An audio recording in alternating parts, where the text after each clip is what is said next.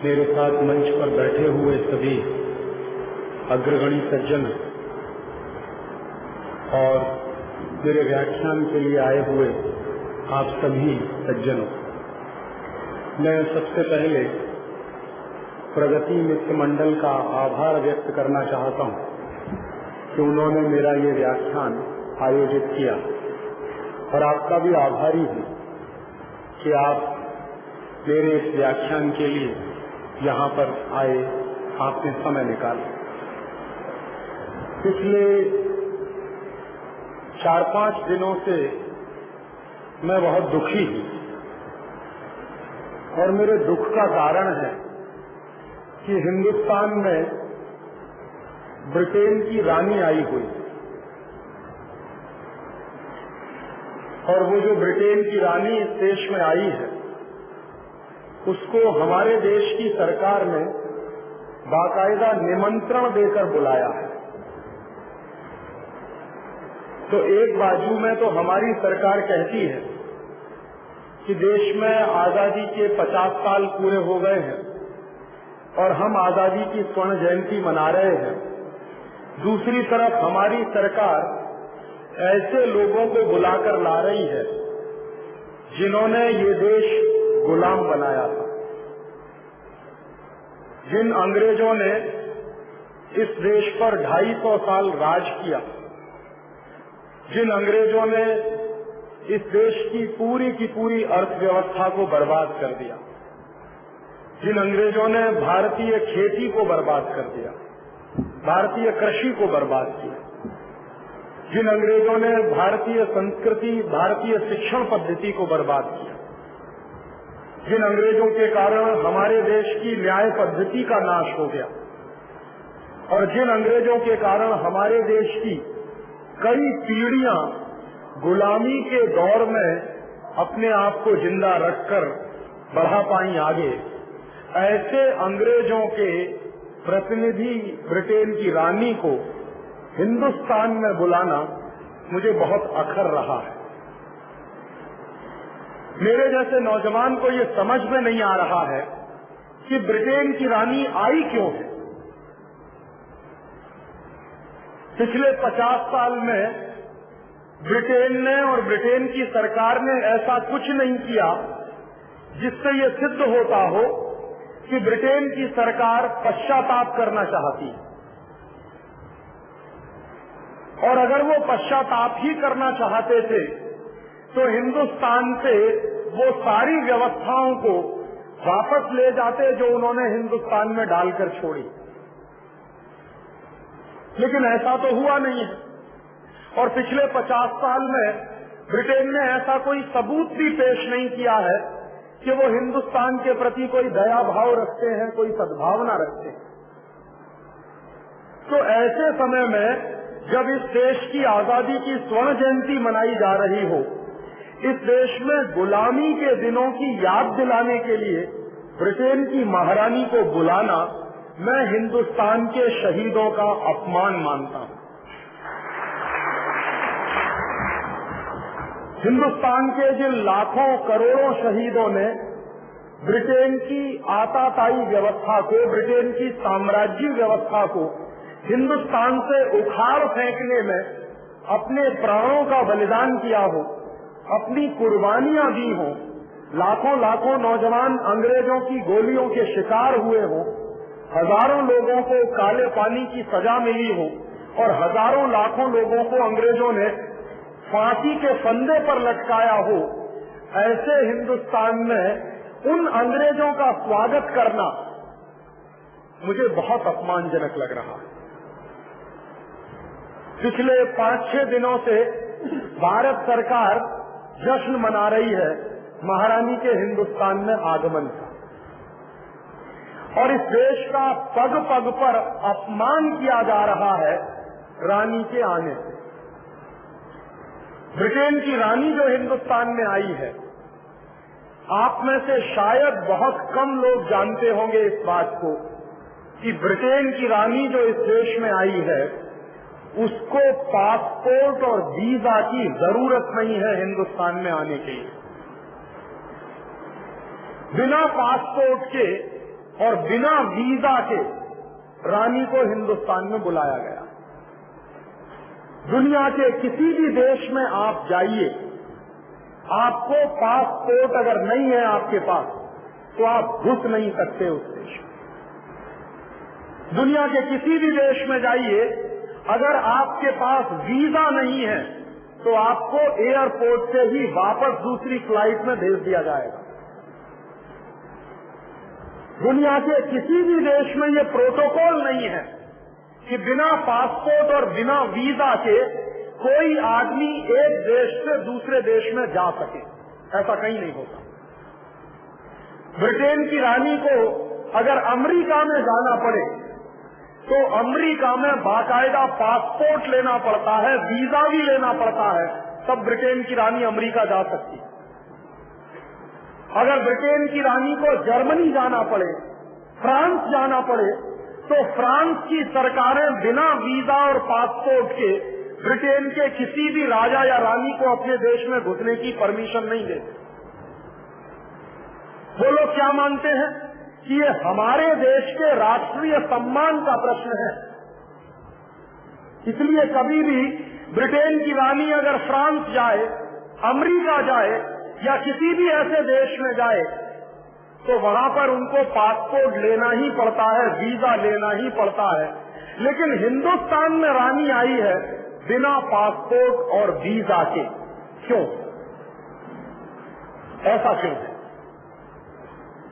एक तरफ तो हम ये कहते हैं कि ब्रिटेन का साम्राज्य खत्म हो गया है, ब्रिटेन का राज्य खत्म हो गया है। पहले कभी ब्रिटेन की महारानी हमारी महारानी होती थी, अब तो हमारी महारानी वो नहीं है, क्योंकि अब तो अंग्रेजों का राज्य नहीं है इस देश में, अब तो अंग्रेजों का शासन नहीं है, अब तो अंग्रेजों की व्यवस्था नहीं चलती। तो जब ये देश गुलाम था अंग्रेजों का, उस जमाने में रानी अगर बिना पासपोर्ट और वीजा के आती थी तो समझ में आता था, क्योंकि वो अपने ही एक दूसरे देश में जाती थी। इंग्लैंड के लोग हिंदुस्तान को अपना एक उपनिवेश मानते थे, अपनी एक कॉलोनी मानते थे। तो चूंकि हमारा देश अंग्रेजों की एक कॉलोनी था और अंग्रेजों का एक उपनिवेश था, तो अंग्रेजों के किसी भी राजा को, अंग्रेजों के किसी भी अधिकारी को हिंदुस्तान में आने के लिए पासपोर्ट नहीं लेना पड़ता था, वीजा नहीं लेना पड़ता।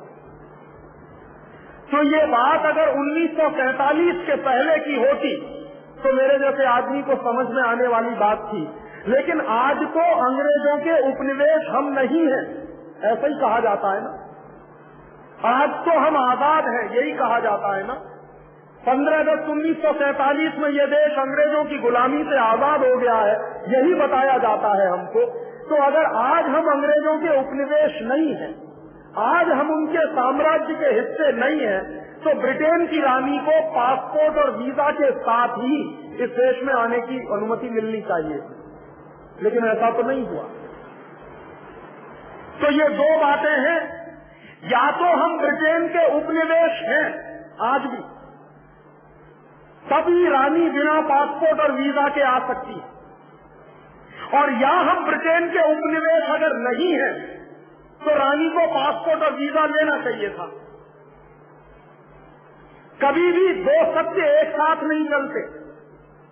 या तो ये सच है कि हिंदुस्तान आज भी ब्रिटेन का उपनिवेश है, तब तो रानी का बिना पासपोर्ट और वीजा के हमारे देश में आना समझ में आता है। और या फिर ये सच है कि हिंदुस्तान ब्रिटेन का गुलाम नहीं है, इसलिए रानी को पासपोर्ट और वीजा के साथ ही आना चाहिए। लेकिन घटना तो ये घटित हुई है कि रानी को पासपोर्ट और वीजा की जरूरत नहीं है, ये बात हिंदुस्तान की सरकार ने कही है। तो इसका एक ही अर्थ निकलता है, या तो ये अर्थ निकलता है जैसे आप अगर विदेश जाएं और आप हिंदुस्तान के नागरिक हैं, तो हिंदुस्तान की नागरिक की हैसियत से आप दुनिया के किसी भी देश में जाइए घूमने के लिए। जब आप वापस अपने देश में आएंगे तो कोई आपसे पासपोर्ट नहीं पूछेगा, कोई वीजा नहीं पूछेगा। क्यों नहीं पूछेगा? दिल्ली के एयरपोर्ट पर या बंबई के हवाई अड्डे पर जब आप उतरते हैं किसी भी दूसरे देश की यात्रा करके आप जब लौटते हैं तो आपसे पासपोर्ट नहीं देखा जाता, आपसे वीजा के बारे में नहीं पूछा जाता। क्यों? क्योंकि आप इस देश के नागरिक हैं। और अगर आप भारत के नागरिक हैं तो अपने ही देश में आने के लिए आपको पासपोर्ट की जरूरत नहीं है, वीजा की जरूरत नहीं। अगर आप भारत के किसी भी गांव में जाना चाहें, भारत के किसी भी प्रदेश में जाना चाहें, तो आपको पासपोर्ट की जरूरत नहीं है, वीजा की जरूरत नहीं है। तो ब्रिटेन की रानी अगर हिंदुस्तान में आई है तो या तो ये माना जाना चाहिए कि वो या तो हिंदुस्तान की नागरिक है, क्योंकि हिंदुस्तान के नागरिक को अपने देश में आने के लिए पासपोर्ट और वीजा की जरूरत नहीं है, या आज भी हिंदुस्तान ब्रिटेन का उपनिवेश है, इसलिए रानी को पासपोर्ट और वीजा की जरूरत नहीं। इन दोनों में से कोई एक बात सत्य है, लेकिन ये सत्य बात हिंदुस्तान के बड़े बड़े नेताओं के दिमाग में आ नहीं रही है, जो रानी के स्वागत में लगे हुए हैं। और हिंदुस्तान के जितने बड़े अखबार हैं, उनमें से किसी भी अखबार में ये बात नहीं छपी है कि रानी को बिना पासपोर्ट और बिना वीजा के हिंदुस्तान में घुसने की अनुमति क्यों मिली और किसने दी। इससे दो ही बातें सिद्ध होती, या तो रानी हिंदुस्तान की नागरिक है और या हिंदुस्तान ब्रिटेन का उपनिवेश है। और अगर ये दोनों बातें सत्य हैं तो ये 15 अगस्त 1947 को हमारी आजादी की बात क्यों कही जाती है फिर? तो वो झूठ है इसका मतलब कि 15 अगस्त 1947 को हम आजाद ही नहीं हुए, क्योंकि अगर 15 अगस्त 1947 को हम आजाद हो गए होते तो आज हिंदुस्तान ब्रिटेन का उपनिवेश नहीं होता, और अगर हिंदुस्तान ब्रिटेन का उपनिवेश नहीं होता तो रानी को हिंदुस्तान में आने के लिए पासपोर्ट लेना पड़ता, वीजा लेना पड़ता। और इसलिए मैं बहुत दुखी हूं। आपके देश का राष्ट्रपति जब किसी दूसरे देश की यात्रा पर जाता है तो उस देश के प्रोटोकॉल के हिसाब से काम करना पड़ता है। और आपको मैं एक जानकारी दे दूं, आपके देश का राष्ट्रपति अगर अमेरिका की यात्रा पर जाए, आपके देश का प्रधानमंत्री अगर अमेरिका की यात्रा पर जाए, तो आपके राष्ट्रपति के जो अंगरक्षक होते हैं और आपके प्रधानमंत्री के जो अंगरक्षक होते हैं, उनसे हथियार रखवा लिए जाते हैं एयरपोर्ट पर, और अंगरक्षकों को राष्ट्रपति के साथ चलने नहीं दिया जाता। अगर हमारे देश का राष्ट्रपति किसी दूसरे देश में जाए तो राष्ट्रपति के साथ जो फौज जाएगी, जो उनके अंगरक्षक जाएंगे, उनके हथियार वहां एयरपोर्ट पर रखवा लिए जाते हैं और उनको बिना हथियार अपने राष्ट्रपति के साथ जाने की अनुमति मिलती है। कई बार तो अंगरक्षकों को एयरपोर्ट पर रोक दिया जाता है और जाने भी नहीं देते। लेकिन ब्रिटेन की महारानी तो अपने साथ पूरे के पूरे अंगरक्षकों को लेकर आई है, उसको तो रोका नहीं गया इस देश में, उसके अंगरक्षकों को तो इस देश में आने की खुली छूट मिली है। बल्कि हिंदुस्तान के सिपाही रानी की रक्षा नहीं कर सकते, इसलिए ब्रिटेन की सरकार कहती है कि हमने अपने अंगरक्षक भेजे हैं। और जिसने भी टेलीविजन देखा हो या अखबारों में पढ़ा हो, समाचार देखे हो, पढ़े हो या फोटोग्राफ देखे हो, उसमें बहुत स्पष्ट है कि रानी की रक्षा के लिए जितने अंगरक्षक आए हैं वो सब के सब ब्रिटेन से बुलाए गए। जबकि आपका राष्ट्रपति अगर जाए उनके देश में तो उसको अपने अंगरक्षक ले जाने की परमिशन नहीं है। क्यों? ये दूसरी बात भी यही सिद्ध करती है कि आपके देश की राजनीतिक गुलामी अभी भी बरकरार है। और तीसरी, उससे भी ज्यादा अपमान की बात है जो मेरे कलेजों को इस समय आग की तरह से चुभा रही है। वो अपमान क्या हुआ है? हिंदुस्तान की सरकार ने रानी के सम्मान में दिल्ली में एक कार्यक्रम आयोजित किया, और दिल्ली में सरकार का एक म्यूजियम है जिसका नाम है नेशनल म्यूजियम, राष्ट्रीय संग्रहालय, उसने वो कार्यक्रम आयोजित किया। और उस कार्यक्रम के आयोजन के लिए जो निमंत्रण पत्र बांटे गए, उन निमंत्रण पत्रों में राष्ट्रपति का नाम नीचे है, रानी का नाम ऊपर है। क्यों?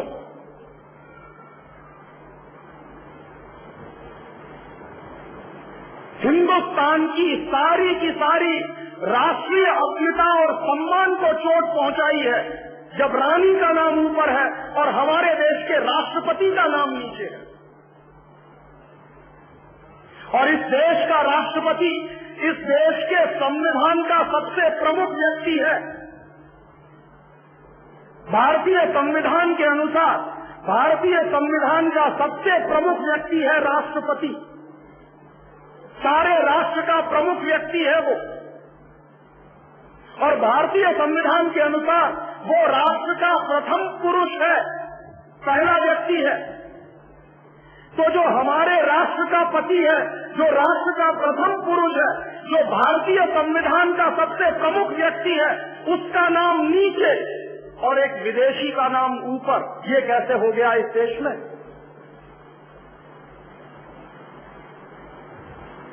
और इसको मैं भारतीय संविधान का सरासर अपमान मानता हूं। इसको मैं भारतीय राज्य व्यवस्था का सरासर अपमान मानता हूं। और ये अपमान आपकी सरकार ने किया है, क्योंकि वो निमंत्रण कार्ड भारत सरकार ने छपाया है।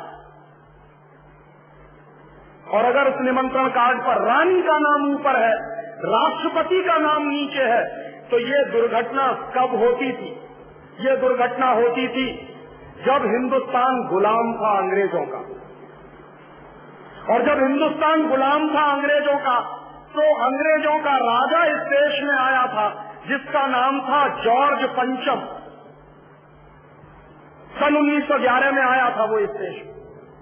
तो जब जॉर्ज पंचम इस देश में आया था, तो जॉर्ज पंचम का नाम ऊपर था और हिंदुस्तान में जो वायसराय था अंग्रेजों का, उसका नाम नीचे था। तो उस जमाने में अगर ये दुर्घटना हुई तो मैं मानने को तैयार हूं कि 1911 में ये देश ब्रिटेन का गुलाम था, उपनिवेश था, ब्रिटेन का शासन इस देश पर चलता था। लेकिन आज आजादी के 50 साल में अगर वही दुर्घटना हो रही है तो कौन सी बात मैं मानूं? या तो ये देश ब्रिटेन का उपनिवेश है, तभी ये संभव हो सकता है कि ब्रिटेन की महारानी का नाम ऊपर हो और हिंदुस्तान के राष्ट्रपति का नाम नीचे हो। क्योंकि इंग्लैंड में और ब्रिटेन में ये परंपरा है, इंग्लैंड का जो प्राइम मिनिस्टर होता है, ब्रिटेन का जो प्राइम मिनिस्टर होता है, उसका नाम हमेशा रानी के नाम के नीचे होता। और ब्रिटेन में रानी की हैसियत राष्ट्रपति के बराबर की होती है, तो वहाँ रानी का नाम ऊपर होता है और ब्रिटेन की संसद का जो प्रधानमंत्री होता है उसका नाम नीचे होता है, क्योंकि रानी ब्रिटेन की महारानी है। मेरे देश की तो नहीं है महारानी, लेकिन मेरे देश में ये क्यों हो गया? और ये कोई प्रिंटिंग मिस्टेक थी ऐसा नहीं है। भारत सरकार ने बाकायदा इसके लिए तर्क दिया है कि हमने ये किया है और जानबूझकर किया है। और मैं ये इंतजार कर रहा हूं कि ये जो सुप्रीम कोर्ट हमने बनाए हैं, ये संविधान की रक्षा करने के लिए बनाए हैं हमने।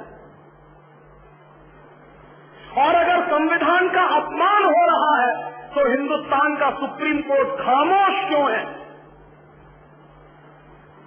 क्यों नहीं पिछले 5 दिन में भारत सरकार के खिलाफ सुप्रीम कोर्ट ने कोई स्ट्रिक्चर इशू किया? क्यों नहीं किया? क्या हमने सुप्रीम कोर्ट इसलिए बनाए हैं कि ये खामोशी के साथ देश का अपमान होते हुए देखें, देश के संविधान का अपमान होते हुए देखें? इसलिए हमने बनाए हैं ये सुप्रीम कोर्ट। हिंदुस्तान का सुप्रीम कोर्ट खामोश है। इतने बड़े राष्ट्रीय अपमान के प्रश्न पर सुप्रीम कोर्ट बोल नहीं रहा है। सब खामोशी के साथ मुंह सिलकर बैठे हुए हैं। और दूसरी तरफ हिंदुस्तान की सारी राजनीतिक पार्टियों के बड़े नेता खामोश है। किसी भी नेता का बयान नहीं आया है इतने बड़े राष्ट्रीय अपमान के प्रश्न पर। किसी भी राजनीतिक पार्टी ने बयान नहीं दिया है। इतना बड़ा अपमान हुआ है इस देश का इस सवाल पर। और इस देश में कुछ राजनीतिक पार्टियों को तो हम राष्ट्रवादी कहते हैं,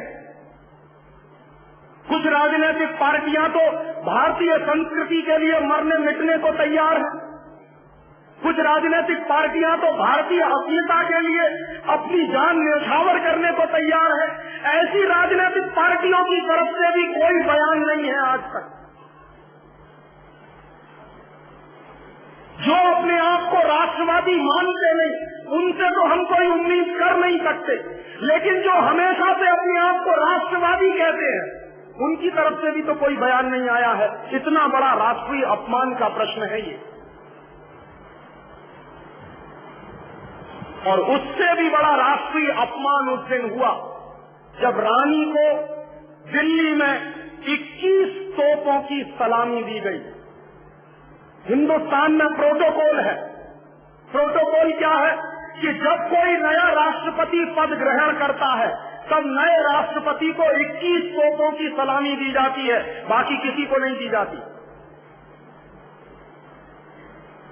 जब कोई नया व्यक्ति राष्ट्रपति बनता है तब हिंदुस्तान के पार्लियामेंट के प्रोटोकॉल के अनुसार उसको 21 तोपों की सलामी दी जाती है। सिर्फ इस देश का राष्ट्रपति हकदार है 21 तोपों की सलामी लेने के लिए, लेकिन ब्रिटेन की रानी के लिए 21 तोपों की सलामी दी गई है उस दिन, जिस दिन वो उतरी है दिल्ली में। इससे बड़ा राष्ट्रीय शर्म का कोई दूसरा प्रश्न हो नहीं सकता।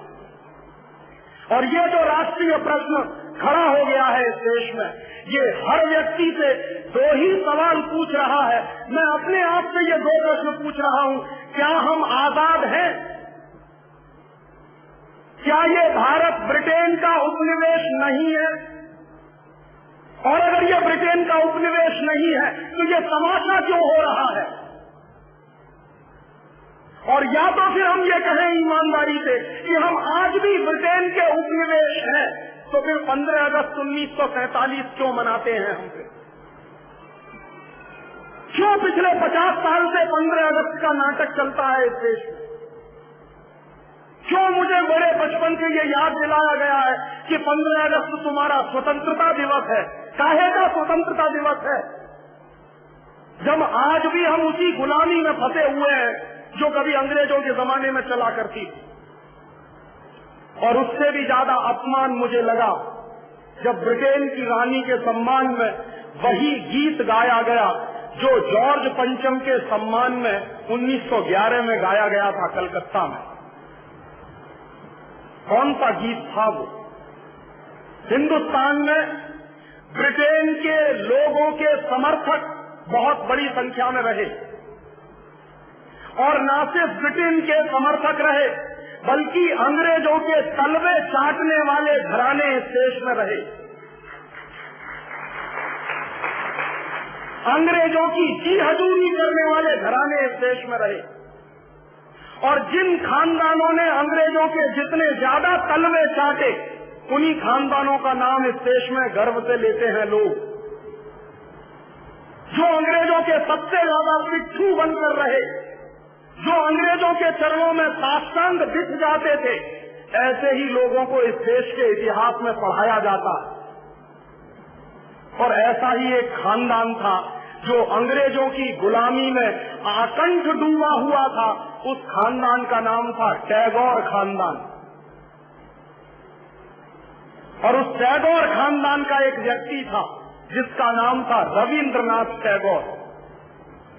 उस रविंद्रनाथ टैगोर ने जॉर्ज पंचम के स्वागत के लिए एक गीत लिख दिया था। और न सिर्फ उस आदमी ने वो गीत लिखा, बल्कि कलकत्ता में जब जॉर्ज पंचम पहुंचा और उस भरी सभा में जहां लाखों लोग उपस्थित थे, हिंदुस्तान की गुलामी का गीत गाया गया और ब्रिटेन के राजा का सम्मान किया गया। और ये काम रविंद्रनाथ टैगोर ने अपने मुंह से किया। और वो गीत कौन सा था जो रविंद्रनाथ टैगोर ने इंग्लैंड के राजा की स्तुति का गान करते हुए लिखा था? वो गीत वही है जिसको आप कहते हैं जनगण मन अधिनायक जय हे भारत भाग्य विधाता। बहुत शर्म आती है मेरे जैसे आदमी को जब वो गीत गाने के लिए कोई मुझे कहता है कि ये गाओ। क्यों गाएं उस गीत को? रविन्द्रनाथ टैगोर तो चापलूसी करते थे अंग्रेजों की, रविन्द्रनाथ टैगोर तो चाटुकार थे अंग्रेजों के, और रविन्द्रनाथ टैगोर तो साइकोफेंट थे अंग्रेजों के। इसलिए उन्होंने अंग्रेजों के राजा के सम्मान में वो गीत लिखा था।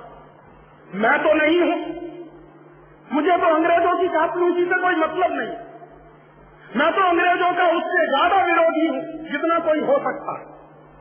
लेकिन मेरे आजाद देश में उस गीत को बार बार गवाया जाए, ये मेरा राष्ट्रीय अपमान का प्रश्न है। और जिस गीत को अंग्रेजों के राजा जॉर्ज पंचम के स्वागत में गाया था रविन्द्रनाथ टैगोर ने, वही गीत 5 दिन पहले दिल्ली के एयरपोर्ट पर गाया गया महारानी के सम्मान में। आपने कभी ध्यान दिया है उस गीत के शब्द क्या है और उन शब्दों का मतलब क्या है? जनगण मन अधिनायक जय हे, हिंदुस्तान की जनता के मनों के अधिनायक तुम्हारी जय हो, ये मतलब है। जनगण मन अधिनायक जय है माने जॉर्ज पंचम तुम हिंदुस्तान की जनता के मनों के, जनता के गणों के अधिनायक हो, सुपरबॉस हो, इसलिए तुम्हारी जय हो। ये रविन्द्रनाथ टैगोर गा रहे हैं। भला इससे ज्यादा चाटुकारिता का दूसरा कोई प्रमाण मिल सकता? इससे ज्यादा साइकोफेंसी का दूसरा कोई प्रमाण आपको मिल सकता? और दूसरी लाइन है जनगण मन अधिनायक जय है, भारत भाग्य विधाता, माने तुम भारत के भाग्य विधाता हो, माने हमारा भाग्य तुम लिख रहे हो। ये तो कोई भगवान से भी नहीं कहता है। लेकिन रविन्द्रनाथ टैगोर ने तो हिंदुस्तान के साम्राज्यवादी राजा का प्रतीक जो जॉर्ज पंचम था, उसको भगवान से भी ऊपर रख दिया था कि तुम तो भारत के भाग्य विधाता हो।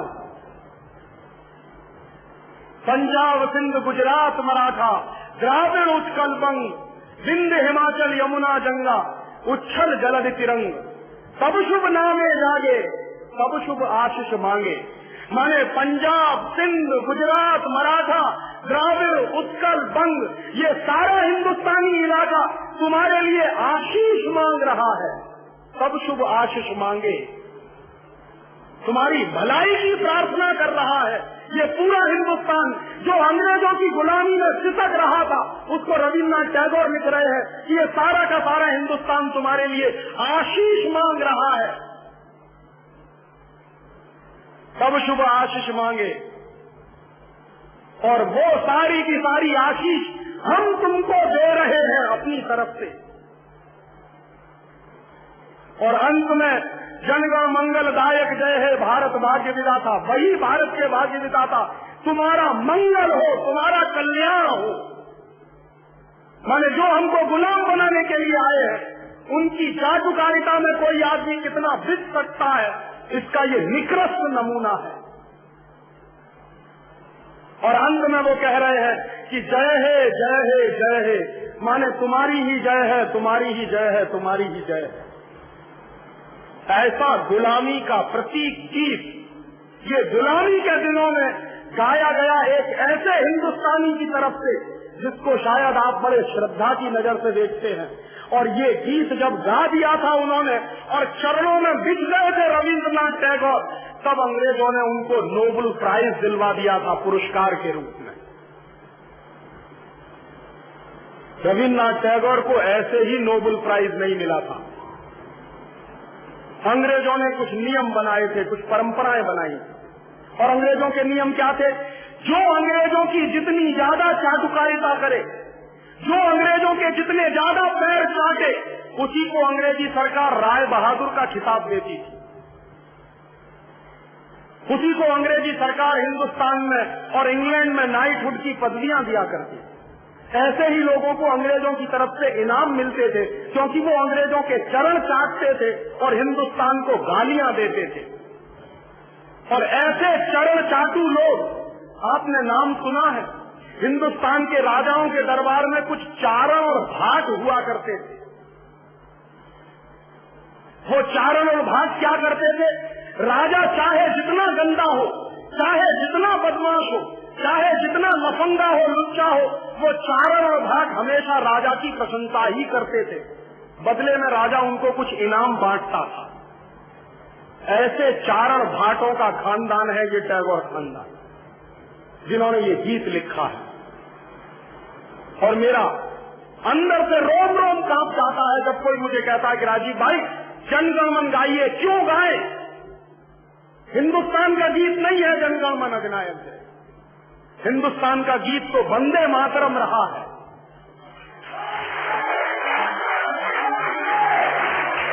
और ये वंदे मातरम जैसा गीत जो हिंदुस्तान की आजादी की लड़ाई का प्रतीक था, जो हिंदुस्तान के लोगों में खून में जोश भरने का काम करता था, उस वंदे मातरम जैसे गीत को हिंदुस्तान में राष्ट्रीय गीत का दर्जा दिलवाने में 50 साल लग गया हमको, अब जाके हुआ है। लेकिन जो गुलामी के जमाने का गीत था, जनगण मन अधिनायक जय है, वो आजादी के तुरंत बाद हिंदुस्तान के उन गुलाम लोगों ने, जो शरीर से आजाद होंगे लेकिन दिमाग से गुलाम होंगे, हिंदुस्तान का राष्ट्रीय गीत बनाया था। और आप में से बहुत कम लोग जानते होंगे कि कांग्रेस के 2 अधिवेशन हुए थे, जिन दोनों अधिवेशनों में ये फैसला हुआ था सर्वसम्मति से कि हिंदुस्तान की आजादी के बाद जनगण मन हमारा राष्ट्रीय गीत नहीं रहेगा। ये फैसला हुआ था कांग्रेस की समिति में। लेकिन उन्हीं कांग्रेस के लुच्चे नेताओं ने आजादी के बाद उसी को अपने देश का राष्ट्रीय गीत घोषित करवा दिया। इससे ज्यादा शर्म की दूसरी बात कोई हो नहीं सकती। और वो गीत जिस तरह से गाया गया था जॉर्ज पंचम की अगुवाई करने के लिए, जॉर्ज पंचम का स्वागत करने के लिए कलकत्ता में लाखों लोगों के बीच में, वही गीत अब फिर गाया गया है महारानी के सम्मान में उस दिन दिल्ली के एयरपोर्ट पर। कैसे कहें कि ये देश आजाद है? 1911 में जो हमने सुना है वही तो आज हम हमारी आंखों के सामने देख रहे हैं। उस जमाने में चारण भाटों का काम टैगोर जैसे खानदान के लोग करते थे। आज भी चारण भाटों की कमी नहीं है, जो रात दिन महारानी के सम्मान में कविताएं लिख रहे हैं, लेख लिख रहे हैं। मैं तो पिछले 6 दिनों से अखबार पढ़ रहा हूं। इस देश में ऐसे लोगों की कमी नहीं है जो अंग्रेजों के समर्थन में, रानी के समर्थन में अपनी लेखनी घिसे चले चले आ रहे हैं, इसी उम्मीद में कि शायद फिर से अंग्रेजों की दया दृष्टि हो जाए तो हमको भी कोई नोबेल प्राइज मिल जाए या राय बहादुर का खिताब मिल जाए। ये देश के राष्ट्रीय अपमान का विषय है और इसलिए पिछले 1 हफ्ते से मैं बहुत दुखी हूं। एक दूसरी जानकारी और दूं कि 1911 में जब जॉर्ज पंचम आया था तो हिंदुस्तान में ऐसे हजारों लोग थे जिन्होंने जॉर्ज पंचम का विरोध किया था। कांग्रेस के अंदर गरम दल नाम का जो तबका था उसने जॉर्ज पंचम का भयंकर विरोध किया था, जिसमें लोकमान्य तिलक जैसे लोग शामिल थे। लोकमान्य तिलक जॉर्ज पंचम का हिंदुस्तान आना राष्ट्रीय अपमान मानते थे, इसलिए उन्होंने कॉल दिया था कि जॉर्ज पंचम के समारोह में कोई भी हिंदुस्तानी जो अपने आप को राष्ट्रवादी कहता है वो जाएगा नहीं, और जो भी अपने आप को राष्ट्रवादी मानते थे वो गए नहीं थे जॉर्ज पंचम के सम्मान में। तो तिलक जैसे नेताओं ने उस जमाने में विरोध किया था और तिलक के जो सहयोगी थे उनके ऊपर जॉर्ज पंचम को काले झंडे दिखाने के आरोप में लाठियां चलाई गई थी और उनको जेल में बंद किया गया। तो जॉर्ज पंचम का विरोध जिन्होंने किया, जो हिंदुस्तान को अपनी मां मानते थे, जो मातृभूमि मानते थे और हिंदुस्तान का अपमान बर्दाश्त नहीं कर सकते थे, ऐसे लोगों ने जब जॉर्ज पंचम को काले झंडे दिखाए थे तो अंग्रेजी सरकार ने उन पर लाठी चार्ज किया था और पकड़कर जेल में बंद कर दिया था। वही पिछले 1 हफ्ते पहले फिर हुआ है। शायद आपको मालूम नहीं, दिल्ली के अखबारों में तो ये छपा है, बंबई के अखबारों में ये नहीं छपा। मेरे आजादी बचाओ आंदोलन के 1,500 से ज्यादा कार्यकर्ताओं पर लाठीचार्ज हुआ उस दिन दिल्ली में, इसलिए कि हमने महारानी का विरोध किया था उस दिन एयरपोर्ट पर। माने हमारे ही देश की पुलिस हम ही को पीट रही थी। क्यों? क्योंकि हम महारानी का विरोध कर रहे हैं। विरोध क्यों कर रहे हैं? हम सत्य बोल रहे हैं, इसलिए हमको मार खानी पड़ी। मैं तो दुर्भाग्य से उस दिन बंबई में था, लेकिन मेरे 1,500 साथी जेल में ठूंस दिए गए हैं, अभी भी उनकी जमानत नहीं है। और हमने भी संकल्प लिया है कि हमने कोई अपराध किया नहीं है, इसलिए हम जमानत नहीं लेंगे। देखें हिंदुस्तान की पुलिस और देखें हिंदुस्तान की सरकार कितने दिन उनको जेल में बंद रखती। हमने देश के सम्मान के प्रति अपने साथियों को दांव पर लगाया, और उन 1,500 साथियों में आप ये सुनकर आश्चर्य करेंगे, ताज्जुब करेंगे कि बहनों की संख्या 300 है। उन 300 बहनों पर भी पुलिस ने लाठीचार्ज किया। क्यों किया है? क्योंकि रानी का विरोध कर रहे थे वो लोग, सत्य बोल रहे थे, इसलिए लाठीचार्ज हुआ। हमारी पुलिस हम ही को पीट रही थी। तो मेरे दिमाग में वो दृश्य घूम गया कि सन 1911 में जब लोकमान्य तिलक और उनके सहयोगियों ने जॉर्ज पंचम का विरोध किया होगा, तो जिस तरह से उनको लाठियों से पीटा गया होगा, वही दृश्य अभी दिल्ली में ये घटित होकर चुका। उस जमाने में तो हम मान सकते हैं कि अंग्रेजों की सरकार थी, इसलिए जॉर्ज पंचम का विरोध करने का माने अंग्रेजों का विरोध करना, और अंग्रेजों का विरोध करना माने अंग्रेजी सरकार के अत्याचारों को निमंत्रण देना। लेकिन आज तो हमारी सरकार है, आज तो अंग्रेजी सरकार नहीं है। ये हम कैसे भूलें कि जो सरकार चला रहे हैं वो हमारे ही वोट से चुनकर गए हैं, वो अंग्रेजों के प्रतिनिधि नहीं है। ये हम कैसे भूले कि इन नेताओं को आपने हमने ही वोट देकर चुनकर भेजा है दिल्ली में, और वो नेता ब्रिटेन की रानी की रक्षा करने के लिए हिंदुस्तान के नागरिकों पर लाठीचार्ज करवा सकते हैं। ये 1911 में होता था, वो आज क्यों हो रहा? इसलिए मेरा दिल बहुत दुखी कि क्या हो रहा है इस देश में, कौन सी आजादी है और कैसी आजादी है। और इस राष्ट्रीय अपमान के प्रश्न को दुर्भाग्य से हिंदुस्तान की कोई राजनीतिक पार्टी उठा नहीं रही है, क्योंकि सबको डर लगता है। क्या डर लगता है? कि हो जाए साल 2 साल में हमारे हाथ में सत्ता आए तो सब तो अपना कैलकुलेशन कुर्सी और सत्ता के हिसाब से करते, कोई भी राष्ट्र के हिसाब से कैलकुलेशन करता नहीं। इस गलतफहमी में आप मत रहिए कि राष्ट्रवादी लोग राष्ट्र के हिसाब से कैलकुलेशन करते हैं। अगर वो राष्ट्र के हिसाब से कैलकुलेशन करते तो उन लोगों के साथ कभी नहीं सोते जिनको जिंदगी भर वो गालियां देते रहे। सबके कैलकुलेशन अपने कुर्सी के हिसाब से हैं, अपने सत्ता के हिसाब से हैं। इतनी अकेले नहीं आई, उसके साथ ब्रिटेन की कंपनियों के बड़े बड़े अधिकारियों का पूरा दल आया है। ब्रिटेन की जो मल्टीनेशनल कॉरपोरेशंस हैं, ब्रिटेन की जो बड़ी बड़ी कंपनियां हैं, उन कंपनियों के बड़े बड़े अधिकारियों का पूरा दल आया है, पूरा दस्ता आया है। रानी अकेले नहीं आई, जॉर्ज पंचम भी अकेले नहीं आया था। 1911 में जब जॉर्ज पंचम आया था तो उसके साथ ब्रिटेन की उस जमाने की कंपनियों के बड़े बड़े अधिकारी आए थे। क्यों आए थे? जॉर्ज पंचम और उसके साथ उस जमाने में ब्रिटेन की कंपनियों के अधिकारी क्यों आए थे? क्योंकि जॉर्ज पंचम ये कहता था कि मेरे साथ जो ब्रिटिश कंपनियों के अधिकारी आए हैं वो हिंदुस्तान में अपना बाजार स्थापित करेंगे, इसके लिए मैं उनको लेकर आया हूं। तो हिंदुस्तान को ब्रिटेन ने अपना बाजार बनाया था,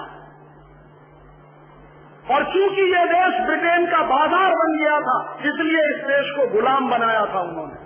तो आज भी महारानी आई है तो अपने साथ सैकड़ों अमेरिका और ब्रिटेन की कंपनियों के अधिकारियों को लेकर आई है, ताकि वो लोग भी हिंदुस्तान में अपना बाजार बना सके, जैसा कभी ईस्ट इंडिया कंपनी के जमाने में होता। और रानी को हिंदुस्तान में ऐसे ही सद्भावना के तहत नहीं भेजा गया है। रानी को हिंदुस्तान में भेजा गया है बहुत सोची समझी गई प्लानिंग के साथ।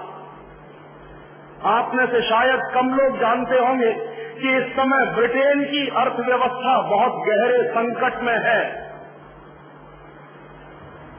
ब्रिटेन में भयंकर रूप से आर्थिक मंदी चल रही है और ब्रिटेन में जो भयंकर रूप से आर्थिक मंदी चल रही है उसके परिणाम स्वरूप ब्रिटेन की हजारों कंपनियां अपने कारखाने बंद कर रही हैं, मजदूरों की छटनियां की जा रही हैं। पिछले 6 साल में ब्रिटेन में 1.5 से 2 लाख मजदूरों की छटनियां की गई हैं कारखाने बंद करके। तो ब्रिटेन में भयंकर मंदी चल रही है। उस मंदी के कारण बेरोजगारी पैदा हो रही है। उस बेरोजगारी के कारण ब्रिटेन में गरीबी पैदा हो रही है और ब्रिटेन आज यूरोप का एक ऐसा देश है जहां सबसे बड़ा अनएम्प्लॉयमेंट का रेट है। इस समय ब्रिटेन में इस समय अनएम्प्लॉयमेंट का रेट 12-13% के आसपास है। हिंदुस्तान से भी 4% ऊपर है। हिंदुस्तान में 8-9% है, वहां 12-13% है। तो भयंकर अनएम्प्लॉयमेंट है ब्रिटेन में, भयंकर गरीबी है और उस गरीबी को दूर करने की बजाय वहां की सरकार ने पिछले 5-6 सालों में लोगों के ऊपर जबरदस्त टैक्स लगाए हैं ब्रिटेन में। और ब्रिटेन के लोगों पर जब जबरदस्त टैक्स लगा दिए थे जॉन मेजर की सरकार ने, तो जॉन मेजर की सरकार को हारना पड़ा और ये टोरीज लोग जीत गए। टॉनी ब्लेयर कैसे जीते और जॉन मेजर क्यों हारे? उसका एक ही मूल था कि जॉन मेजर अपने ब्रिटेन की आर्थिक मंदी को दूर नहीं कर पाए। बेरोजगारी बढ़ती चली गई, भुखमरी बढ़ती चली गई, गरीबी बढ़ती चली गई, इसलिए वहां की जनता ने जॉन मेजर को नकार दिया और टॉनी ब्लेयर के हाथ में सत्ता सौंपी है। लेकिन टॉनी ब्लेयर भी कह रहे हैं कि मेरे पास कोई जादू की छड़ी नहीं है जो ब्रिटेन की डूबती हुई अर्थव्यवस्था को मैं कुछ किनारे लगा सकूं। कोई मेरे पास जादू की छड़ी नहीं है। तो क्या किया जाए? ब्रिटेन की आर्थिक मंदी है, क्योंकि आर्थिक मंदी के दौर में क्या होता है, सामान बिकना बंद हो जाता है, सामान बिकते नहीं, गोदाम भरे रहते हैं, कारखानों में उत्पादन चलता रहता है, उत्पादन के बाद गोदाम भरते चले जाते हैं, लेकिन माल बाजार में बिकता नहीं है, डंप होता चला जाता है। तो माल बेचने के लिए बाजार चाहिए, तो हिंदुस्तान में महारानी बाजार तलाशने के लिए आई है। इस बात को आप समझ लीजिए कि इस समय ब्रिटेन की अर्थव्यवस्था डूब रही है और ब्रिटेन बर्बादी के कगार पर खड़ा है। एक जमाने में ब्रिटेन जरूर साम्राज्यवादी देश था, लेकिन आज ब्रिटेन की कोई औकात नहीं है। यूरोप में कोई देश ब्रिटेन को 2% में पूछता नहीं है, बल्कि बात यह चल रही है कि जो कॉमन यूरोपियन मार्केट बनने वाला है उसमें ब्रिटेन रहेगा कि नहीं रहेगा, इस पर यूरोप के देश एक मत नहीं है। फ्रांस कहता है कि इस ब्रिटेन की हमको जरूरत क्या, ये हमारे किस काम का। जर्मनी कहता है ब्रिटेन हमारे किस काम का। और फ्रांस और जर्मनी जैसे देशों ने ब्रिटेन की एंट्री पर वीटो लगा दिया है, इसलिए ब्रिटेन बर्बादी के कगार पर खड़ा है। और उस बर्बादी को खत्म करना है, ब्रिटेन की आर्थिक मंदी को दूर करना है, ब्रिटेन की बेरोजगारी को दूर करना है, ब्रिटेन की गरीबी को दूर करना है। इसलिए ब्रिटेन की कंपनियों के अधिकारी रानी के साथ हिंदुस्तान में आए हैं बाजार तलाशने के लिए। और वो बाजार तलाशने के लिए वही प्रयास कर रहे हैं जो एक जमाने में जॉर्ज पंचम ने किया था। उनको ब्रिटेन का माल हिंदुस्तान में बिकवाना है, उनको ब्रिटेन के सामान हिंदुस्तान में बिकवाने हैं, उनको ब्रिटेन की कारें हिंदुस्तान में बिकवानी है। इसलिए ब्रिटेन की सबसे बड़ी कार बनाने वाली कंपनी रोल्स रॉयस का चीफ एग्जीक्यूटिव ऑफिसर रानी के साथ आया है। रोल्स रॉयस का चीफ एग्जीक्यूटिव ऑफिसर ये कहता है कि जितनी मारुति हिंदुस्तान में एक साल में बिकती है, अगर उतनी रोल्स रॉयस बिकना शुरू हो जाए तो हमारी कंपनी का तो कल्याण हो जाएगा। तो वो आपके देश में अपना बाजार बनाने के लिए आए हैं, ना कि आपके प्रति उनके मन में कोई सदाशयता है, ना आपके प्रति उनके मन में कोई दया पैदा हो गई है। इस राजनीति को समझिए, ये बहुत ऊंचे स्तर की राजनीति इस देश में चल रही है, और उस राजनीति को प्रोटोकॉल के तहत इस देश में स्थापित किया जा रहा है। कभी अगर ये ब्रिटेन के अधिकारी चाहते और ब्रिटेन की कंपनियां चाहती तो वो सीधे हिंदुस्तान में आ सकते थे, लेकिन सीधे नहीं आए, अपने साथ रानी को लेकर आए हैं, क्योंकि रानी ट्रम्प कार्ड है और वो ट्रम्प कार्ड इस्तेमाल करना चाहते हैं इस देश की अर्थव्यवस्था में अपने सामान बेचकर। और हिंदुस्तान की सरकार के साथ रानी के प्रतिनिधि मंडल की जो बातें चल रही हैं, उसमें सबसे महत्वपूर्ण बात जो चल रही है वो समझने वाली है। वो बात क्या चल रही है? ब्रिटेन की रानी चाहती है कि ब्रिटेन का जितना माल हिंदुस्तान में आए वो सब टैक्स फ्री हो, उस पर टैक्स न लगाया जाए या कम से कम टैक्स लगाया जाए। क्यों? ताकि ब्रिटेन का माल इस देश में सस्ता बिके और हिंदुस्तानी माल महंगा बिके। ये नीति आज की नहीं है, 250 साल पुरानी अंग्रेजों की पुरानी नीति है ये। उस जमाने में भी अंग्रेजों ने हिंदुस्तान को अपना बाजार बनाया था, तो अंग्रेजों ने एक ही नीति चलाई थी कि ईस्ट इंडिया कंपनी का माल टैक्स फ्री बिकता था और हिंदुस्तानी कंपनियों के माल पर टैक्स लगाया जाता था, और हिंदुस्तानी कंपनियों पर 1,000% का टैक्स लगाया जाता था और ब्रिटेन का माल टैक्स फ्री बिकता था। तो अंग्रेजों को फायदा क्या हुआ था कि जिन अंग्रेजों का माल दुनिया में कहीं नहीं बिकता था, उन्हीं अंग्रेजों का माल हिंदुस्तान में बिकना शुरू हो गया था। ब्रिटेन की महारानी दूसरी बातचीत क्या कर रही है? ब्रिटेन की महारानी हिंदुस्तान सरकार से दूसरी बातचीत कर रही है कि हिंदुस्तान का जो कच्चा माल है, जो रॉ मटेरियल है, वो कौड़ी के दाम में, सस्ते से सस्ते दाम में ब्रिटेन को मिले और ब्रिटेन उसको पक्का माल बनाकर वापस हिंदुस्तान में लाकर बेचे। ये बात चल रही है और इसलिए ब्रिटेन की रानी के साथ जो अंग्रेजों की कंपनियों के अधिकारी आए हैं, वो क्या बातें कर रहे हैं? वो कोशिश कर रहे हैं कि हिंदुस्तान की सोने की खदान अंग्रेजी कंपनियों को मिल जाए, हिंदुस्तान की चांदी की खदानें अंग्रेजी कंपनियों को मिल जाए,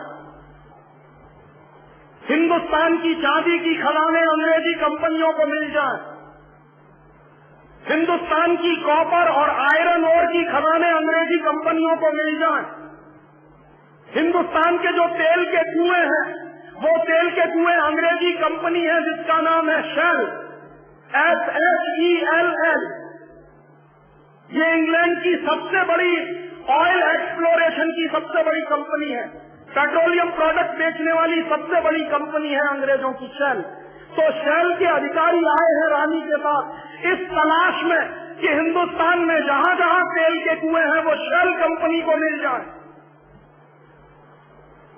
तो सब तो गिद्ध की नजर लेके आए हैं कि जहां जहां हिंदुस्तान में कुछ मिले उसको नोच कर खा लो, जैसे कभी पहले खाया था। ये बातें चल रही हैं ब्रिटेन की रानी के साथ और दनादन हिंदुस्तान की सरकार एग्रीमेंट साइन कर रही है ब्रिटेन की रानी के साथ। और जो एग्रीमेंट साइन हो रहे हैं, उन एग्रीमेंट के साइन करते समय जानते हैं क्या तमाशा होता? हमारे देश का प्रधानमंत्री ब्रिटेन के दूसरे मंत्रियों के साथ मुस्कुराते हुए हाथ मिलाता और एक फाइल वो ब्रिटेन के मंत्री के हाथ में पकड़ाता है, दूसरी फाइल अपने हाथ में पकड़ता है और देश की संपत्ति बिकने का समझौता हो जाता है। और ये सब कुछ मुस्कुराते हुए चलता है। अगर आप समाचार देखते हो तो यही दृश्य दिखाई देते होंगे आपको। उस फाइल के अंदर क्या समझौता हुआ है ये कभी आपको नहीं बताया जाता। हिंदुस्तान की जनता को यह नहीं बताया जाता कि तुम्हारे देश का हमने कौन सा हिस्सा बेच दिया। हिंदुस्तान की पार्लियामेंट को भी नहीं बताया जाता कि तुम्हारे देश से कौन से हिस्से का समझौता हमने कर लिया। और ये यात्रा नहीं है ब्रिटेन की महारानी की, ये हिंदुस्तान की तबाही के ताबूत में एक कील ठोंकी जा रही है। ये यात्रा जो है हमारे लिए आने वाले समय में ऐसा सिद्ध होने वाली है कि आप परेशान हो जाएंगे कि क्या क्या कर लिया इस देश की सरकार। और इसलिए मैं बहुत दुखी हूं पिछले 5-6 दिनों से कि ये देश बिक रहा है मेरी आंखों के सामने, और ब्रिटेन की रानी और उसके साथ जो अधिकारी आए हैं वो खरीद रहे हैं इस देश की संपत्ति को, लेकिन सब राजनीतिक पार्टियां मौन हैं और पार्लियामेंट भी चुप है। सुप्रीम कोर्ट भी बोलता नहीं है, हाई कोर्ट भी बोलता नहीं है। जिनको बोलने के लिए ही हमने भेजा था वहां पार्लियामेंट, वो सब गुम छल्ले बनकर उनके आगे पीछे घूम रहे हैं। दो तो ऐसी राजनीतिक पार्टियां हैं इस देश में, सीपीएम और सीपीआई। वो कहते हैं कि हमारा तो जन्म ही हुआ है साम्राज्यवाद के खिलाफ लड़ने के लिए। तो वो साम्राज्यवाद के खिलाफ कैसे लड़ रहे हैं? ब्रिटेन की रानी को फूलहार पहना रहे हैं उनके मंत्री। ऐसे साम्राज्यवाद के खिलाफ वो लड़ रहे हैं इस देश में। किसको कहें? कभी कभी तो ऐसा लगता है कि जैसे हिंदुस्तान के राजनीति के कुएं में भांग पड़ी हुई है, जो पीता है वही बौरा जाता है, जो पीता है वही पागल हो जाता है। कोई एक भी सेंस वाला नेता इस देश में दिखाई नहीं दे रहा। जिसकी जरा भी दूरदृष्टि हो वो देख नहीं रहे हैं हम इस देश में कोई भी एक ऐसा नेता। और ब्रिटेन की रानी का आना ये आपके देश की राजनीतिक गुलामी का एक प्रतीक है, और शायद ये सच ही है। ब्रिटेन की रानी जब हिंदुस्तान में आई है, आप में से बहुत कम जानते हैं कि ब्रिटेन की रानी हिंदुस्तान की नागरिक है। कौन से कानून के आधार पर? आप पूछेंगे अगर मुझसे, तो कानून कौन सा है? 1897 में इस देश में एक कानून बनाया गया था जिसका नाम है इंडियन सिटीजनशिप एक्ट। और 1897 में वो जो इंडियन सिटीजनशिप एक्ट का कानून बनाया गया, उस कानून में ये प्रावधान है कि कोई भी ब्रिटेन का व्यक्ति हिंदुस्तान का नागरिक हो सकता है। और ये कानून अंग्रेजों ने बनाया आज से 100 साल पहले। आप चाहें तो इस कानून की प्रतियां बाजार में बिकती हैं। भारत सरकार ने पब्लिश किया है। इस कानून का टाइटल है इंडियन सिटीजनशिप एक्ट 1897। किसी भी कानून की किताब बेचने वाली दुकान पर आपको ये मिल जाएगा। 7 रुपए की कॉपी आती है, खरीद लीजिए और पढ़ लीजिए। उसका प्रोविजन बहुत स्पष्ट कहता है कि कोई भी ब्रिटेन का नागरिक हिंदुस्तान का नागरिक हो सकता है। और ये 1897 का 100 साल पुराना कानून 1997 में भी चल रहा है, और उसी कानून के आधार पर रानी बिना पासपोर्ट और वीजा के इस देश में आई है। और दूसरी बात का जवाब मैं आपको दे रहा हूं कि क्या हम आज भी ब्रिटेन के उपनिवेश हैं? तो आप अगर ये जानना चाहते हैं तो 1946 का एक कानून है जिसका नाम है इंडियन इंडिपेंडेंस एक्ट, वो खरीद कर पढ़ लीजिए। इसका जवाब आपको वहां मिल जाएगा। 1946 का जो इंडियन इंडिपेंडेंस एक्ट है वो अंग्रेजों ने पारित किया था लंदन में। और अंग्रेजों ने 1946 के इंडियन इंडिपेंडेंस एक्ट को पारित करने के बाद क्या किया था? उस कानून के पारित होने के बाद भारत और पाकिस्तान का बंटवारा किया था अंग्रेजों ने। बहुत कम लोग ये जानते हैं कि हिंदुस्तान और पाकिस्तान का बंटवारा अंग्रेजों ने किया था बाकायदा कानून बनाकर, और उस कानून का नाम है इंडियन इंडिपेंडेंस एक्ट। और उस कानून की प्रस्तावना में, प्रियम्बुल में बहुत साफ साफ लिखा है कि इस कानून के लागू होने के बाद भारत और पाकिस्तान 2 डोमिनियन स्टेट्स बनेंगे। डोमिनियन स्टेट का माने क्या होता है? एक बड़े राज्य के अधीन छोटा राज्य। डोमिनियन स्टेट का अगर शब्द अर्थ जानना चाहे तो चैम्बर्स की डिक्शनरी खोल लीजिए, ऑक्सफोर्ड वाली खोल लीजिए। दुनिया की किसी भी अंग्रेजी किताब की डिक्शनरी खोल लीजिए, डोमिनियन स्टेट का माने एक बड़े स्टेट के अधीन एक छोटा राज्य, माने हम भारत और पाकिस्तान 1946 के उस कानून के आधार पर डोमिनियन स्टेट बनाए गए हैं, ना कि इंडिपेंडेंट नेशन। और डोमिनियन स्टेट और इंडिपेंडेंट नेशन में बहुत फर्क है। और हम डोमिनियन स्टेट हैं किसके? हिज हाईनेस माने यूनाइटेड किंगडम की रानी, उसके हैं हम डोमिनियन स्टेट।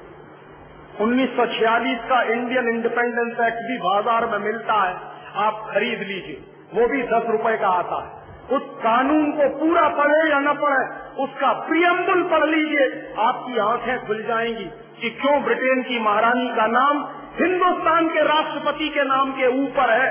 इसका जवाब मिलता है 1946 के इंडियन इंडिपेंडेंस एक्ट के कानून। और अगर 1946 के इंडियन इंडिपेंडेंस एक्ट के कानून में हिंदुस्तान और पाकिस्तान 2 डोमिनियन स्टेट्स बने हैं, तो हम इंडिपेंडेंट नेशन कहां हैं? फिर सब आजाद कहां हैं हम?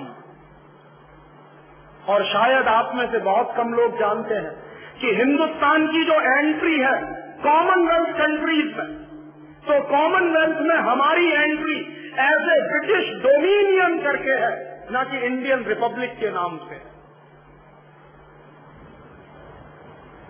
और ये इतना गंभीर प्रश्न है, ये गंभीर प्रश्न हिंदुस्तान की आजादी के समय उठाया जाना चाहिए था, और कुछ लोगों ने उठाया भी था, लेकिन उनकी बात को किनारे कर दिया गया, क्योंकि उस जमाने के जो बड़े नेता थे उनको सत्ता की और कुर्सी की वैसी ही भूख थी जैसी आज सीताराम केसरी को है।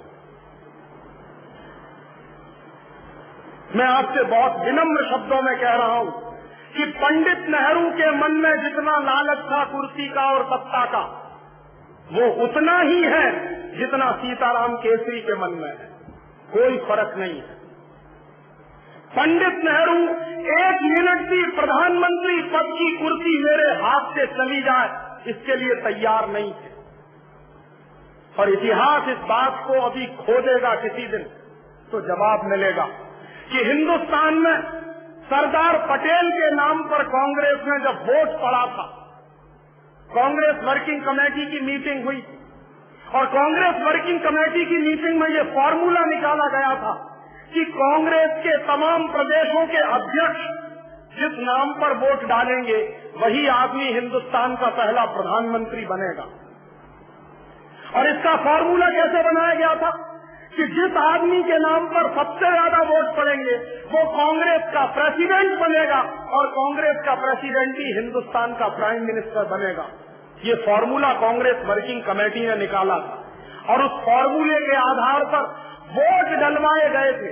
और उस जमाने में कांग्रेस में 15 प्रदेश अध्यक्ष थे, और 15 प्रदेश अध्यक्षों ने जब वोट डाला तो उनमें से 14 वोट सरदार पटेल के पक्ष में पड़े थे, 1 वोट पंडित नेहरू के पक्ष में पड़ा था सिर्फ। और जब पंडित नेहरू के पक्ष में 1 वोट पड़ा तो पंडित नेहरू हार गए और सरदार पटेल जीत गए। तो कांग्रेस वर्किंग कमेटी के फॉर्मूले के आधार पर सरदार पटेल को कांग्रेस का अध्यक्ष बनाना तय हुआ, और सरदार पटेल जब अध्यक्ष बनेंगे तो वही हिंदुस्तान के प्रधानमंत्री बनेंगे, ये भी तय हुआ। तब उस समय पंडित नेहरू ने कितनी गद्दारी का काम किया उसकी एक घटना मैं आपको सुनाता हूं। बहुत कम लोग जानते हैं कि जिस आदमी को आप चाचा नेहरू कहते रहे उसने सारे देश को कैसे बेचा है, उसकी आप घटना सुनिए। तो पंडित नेहरू के चरित्र में और सीताराम केसरी के चरित्र में आपको कोई फर्क नहीं समझ में आएगा। हुआ क्या, जब सरदार पटेल वोट जीत गए 14 वोटों से, मैसिव मेजॉरिटी से, तो तय हो गया कि अब तो कांग्रेस के प्रेसिडेंट सरदार पटेल बनेंगे, और पंडित नेहरू हार गए, जमानत जब्त हो गई। कारण क्या था? पंडित नेहरू को कांग्रेस में कोई पसंद नहीं करता था। ये सबसे बड़ा सच है कांग्रेस में कोई पंडित नेहरू को पसंद नहीं करता। क्यों? उसका कारण था कि पंडित नेहरू चुरूट भी पीते थे, सिगरेट भी पीते थे, और लेडी माउंटबेटन के साथ उनके जो संबंध थे उनके बारे में कांग्रेस का बच्चा बच्चा जानता था। नेहरू जैसा चरित्रहीन व्यक्ति इस देश में शायद ही कोई दूसरा होगा, ये मैं कह रहा हूं। और उस कन्विक्शन के आधार पर जो नेहरू के बारे में जानकारियां मुझे मिली, और आप अगर ये जानकारियां देखना चाहें तो मेरे पास ऐसे 4 फोटोग्राफ हैं जो पंडित नेहरू की धज्जियां उड़ा सकते हैं इस देश में। उनमें से 2 फोटोग्राफ तो अभी छप चुके हैं। आपने अगर 15 अगस्त 1997 की इंडिया टुडे पढ़ी हो और नहीं पढ़ी हो तो जरूर खरीद लीजिए, कहीं से मिल जाए।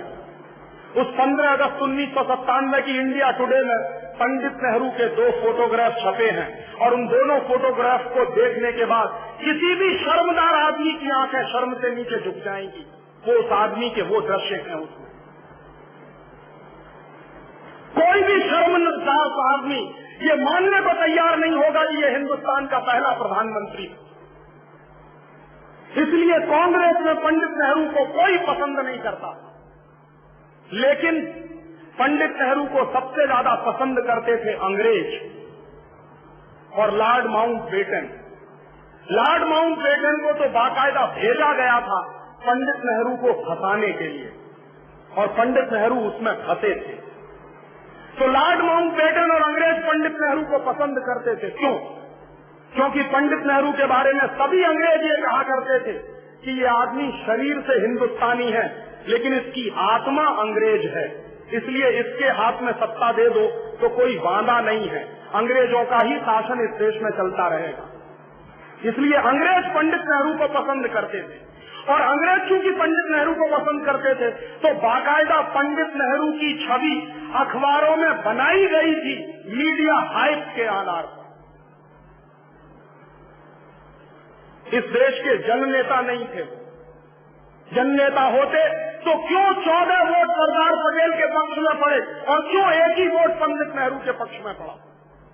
और जब पंडित नेहरू ने समझ लिया और देख लिया कि अब दाल गलने वाली नहीं है, मैं चुनाव भी हार गया हूं, कांग्रेस वर्किंग कमेटी में मेरी मेजॉरिटी भी नहीं रही है, तो पंडित नेहरू गए गांधी जी के पास, और ये गांधी जी की जीवन की सबसे ब्लंडर मिस्टेक मैं मानता हूं जो हुई। क्या किया? पंडित नेहरू गए बापू के पास, और बापू को उन्होंने सीधे सीधे कहा कि बापू, अगर मैं हिंदुस्तान का प्रधानमंत्री नहीं बना तो मैं कांग्रेस को तोड़ दूंगा, और अगर कांग्रेस टूट जाएगी तो अंग्रेज हिंदुस्तान से नहीं जाएंगे। फिर उनको ये बहाना मिल जाएगा कि कौन सी कांग्रेस को हम सत्ता दें, जो कांग्रेस पंडित नेहरू वाली है उसको सत्ता दें, या जो पंडित नेहरू के बाहर की कांग्रेस है उसको सत्ता दें। तो बापू पंडित नेहरू की इस ब्लैकमेलिंग के शिकार हुए, और बापू ने पर्सनल चिट्ठी लिखी। वो पर्सनल चिट्ठी गांधी जी के रिकॉर्ड्स में है, आप चाहें तो देख सकते हैं। गांधी वांग्मय के 100 अंक हैं जो भारत सरकार ने छापे, और गांधी वांग्मय के 100 अंकों के जो लास्ट फेज के अंक हैं उनके आधार पर एक किताब छपी है जिसका नाम है पूर्ण आहुति, और प्यारे लाल जी ने वो किताब लिखी। प्यारे लाल जी गांधी जी के सेक्रेटरी हुआ करते थे, तो प्यारे लाल जी ने पूर्ण आहुति में वो चिट्ठी छापी है जो गांधी जी ने पटेल को लिखी थी। क्या चिट्ठी है? कि सरदार पटेल, मैं जानता हूं कि तुम जीत गए, लेकिन नेहरू को प्रधानमंत्री बनाना है, इसलिए मैं चाहता हूं कि तुम वापस ले लो अपना नाम। सरदार पटेल ने बापू से सीधे मिलकर कहा कि बापू, ये आपकी अगर अंतरात्मा है तो मैं तो हमेशा आपका सेवक रहा हूं, आप कहते हो तो मैं अपना नाम वापस ले लेता। और सरदार पटेल ने इतनी दरिया दिली दिखाई, गांधी जी ने उनसे यही कहा था कि नेहरू इस समय सत्ता के मद में अंधा हो गया है और कांग्रेस को तोड़ने की बात कर रहा है, और अगर इस समय कांग्रेस टूट गई तो अंग्रेज जाएंगे नहीं, उनको बहाना मिल जाएगा कि हिंदुस्तान में हम कौन सी कांग्रेस को सत्ता सौंपें, कौन सी कांग्रेस को ना दें। इसलिए अंग्रेजों को ये बहाना ना मिलने पाए, कांग्रेस ना टूटने पाए, तो मैं तुमसे अनुरोध कर रहा हूं कि तुम तुम्हारा नाम वापस ले लो। तब सरदार पटेल ने अपना नाम वापस लिया और इस तरह पंडित नेहरू हिंदुस्तान के प्रधानमंत्री बने। किस तरह की चालबाजी से हिंदुस्तान का पहला प्रधानमंत्री अपने पद तक पहुंचा, आप सोचिए जरा। इससे कम चालबाजियां आज चलती हैं क्या कांग्रेस में?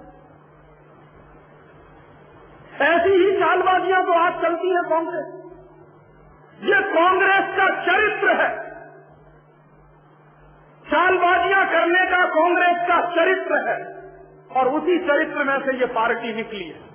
और इसलिए इस पार्टी को अपने सत्यानाश और दुर्दिन देखने पड़ रहे हैं हिंदुस्तान में।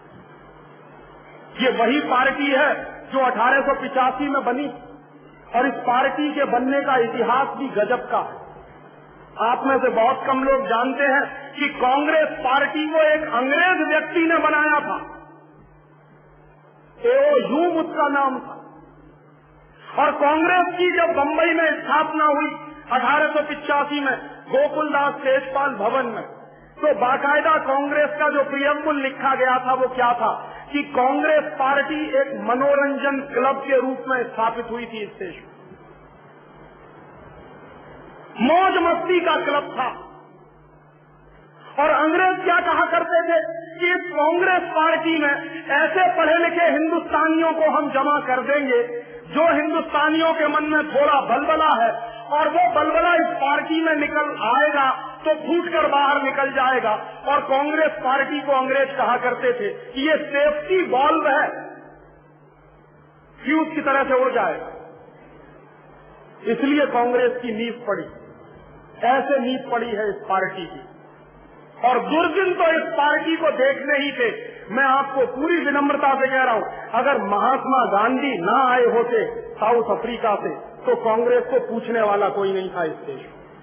कोई जानता भी नहीं था कि कांग्रेस है और नहीं भी है। गांधी जी ने आके इसमें प्राण फूके थे, और गांधी जी ने आके इसको जन आंदोलन का रूप दिया। बाद में गांधी जी खुद इतने दुखी हुए कि उन्होंने आजीवन कांग्रेस से इस्तीफा दे दिया। और बाद में गांधी जी कांग्रेस पार्टी में मेंबर तक नहीं रहे, और अंत में जीवन के आखिरी दिनों में गांधी जी ने ये बहुत स्पष्ट कह दिया था कि कांग्रेस को खत्म कर दो। क्यों? गांधी जी कहा करते थे कि अगर इस कांग्रेस को खत्म नहीं किया तो ये हिंदुस्तान को वैसे ही लूटेगी जैसे अंग्रेज इस देश को लूटते रहे।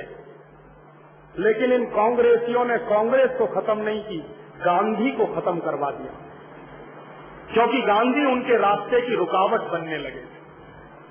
और बाद में जब कांग्रेस खत्म नहीं हुई तो आज आप उसका हश्र देख रहे हैं। हिंदुस्तान में घोटाले दर घोटाले इस पार्टी ने रिकॉर्ड कायम किया है। और गांधी जी यही कहा करते थे कि अगर ये कांग्रेस खत्म नहीं हुई तो देश को ऐसे लूटेगी जैसे अंग्रेज लूटा करते थे। वही बात आज गांधी जी की सत्य सिद्ध हो रही है इस देश में। और ऐसे धोखाधड़ी से, ऐसे 420 के काम से पंडित नेहरू इस देश के प्रधानमंत्री बने थे। और ऐसी धोखाधड़ी से अगर इस देश की आजादी आई हो तो वो आजादी है कहाँ? और इसलिए गांधी जी 14 अगस्त 1947 की रात को दिल्ली में नहीं आए थे, वो नोआखली में थे। और कांग्रेस के बड़े नेता गांधी को बुलाने के लिए गए थे कि बापू चलिए आप। गांधी ने मना कर दिया था। क्यों? गांधी कहते थे कि मैं मानता नहीं कि कोई आजादी आ रही है।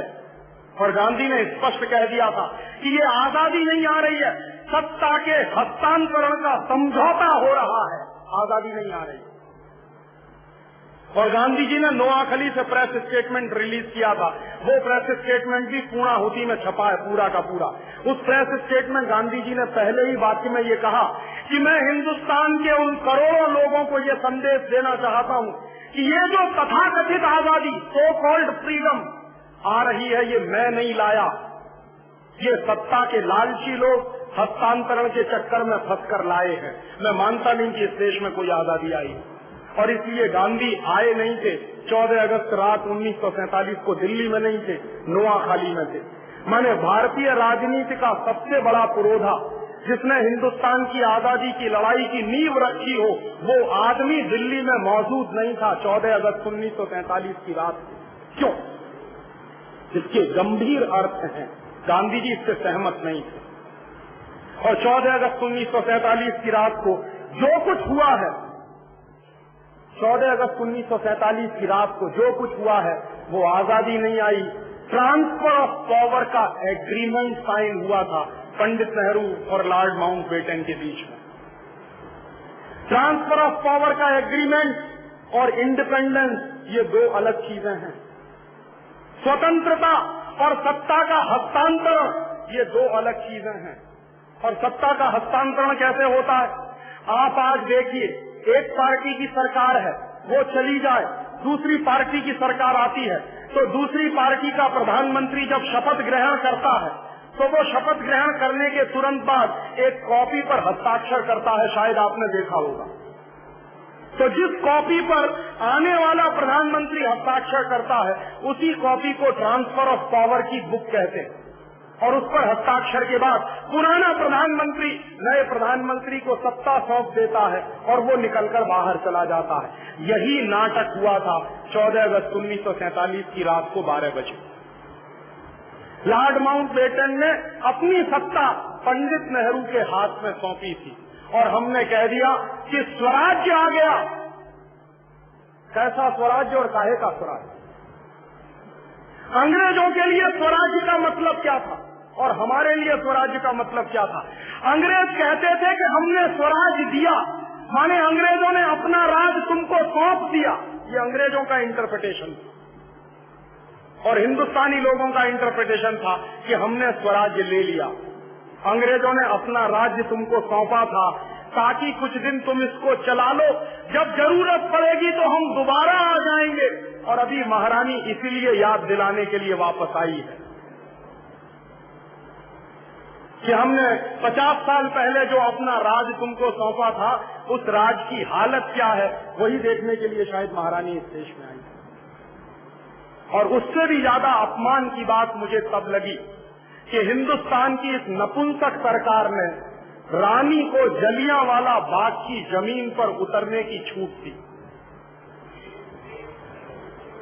जिस जलियांवाला बाग में हिंदुस्तान के हजारों शहीदों का खून बिछा है, जिस जलियांवाला बाग में हिंदुस्तान के हजारों शहीदों ने अपनी कुर्बानी दी है, उस जलियांवाला बाग में रानी को उतरने की छूट देना हिंदुस्तान के शहीदों की शहादत का सबसे बड़ा अपमान है जो इस सरकार ने किया।